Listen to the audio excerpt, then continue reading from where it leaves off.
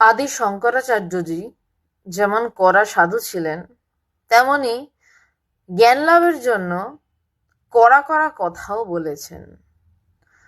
বিবেক চূড়ামণি গ্রন্থে একটা জায়গায় বলছেন যে আমরা স্বার্থ সিদ্ধির জন্য সবাই পাগল। অ্যাকচুয়ালি আমার স্বার্থটা কিভাবে সিদ্ধি হবে? যেখানে স্বার্থ সিদ্ধি হবে না সেই কাজ আমি করতে চাই না স্বাভাবিকভাবে।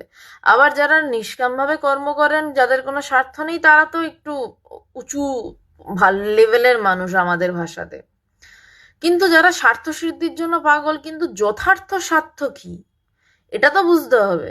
যে আমি অন্যের উপকার করে যাচ্ছি, খুব ভালো কাজ, কিন্তু কে উপকার করছে? এই যে শ্লোকটা রয়েছে, আত্মান মোক্ষার্থং জগদ্ধিতায় চ, প্রথমে বলছে নিজের মুক্তি, তারপর জগতের উপকার করো। তুমি নিজের মুক্তি না হলে এই জগৎটাকে, যে তুমি, যেই জগৎ বলে কিছু নেই, এই জগৎটাও সম্পূর্ণ তুমি, সেই নিষ্কামভাবে কর্ম করবে কিভাবে? তোমার স্বার্থটা আসলে কি? নিজেকে জানা। সেই স্বার্থ সিদ্ধি যদি না হয়, তাহলে তাকে শঙ্করাচার্য নির্বোধ বলছে। আদি শঙ্করাচার্যজি নির্বোধ বলছেন, মূঢ় বলছেন। আমরা কি সত্যি নির্বোধ বা মূঢ় হয়েই থেকে যাব, নাকি নিজেকে জানবো? প্রশ্ন করুন।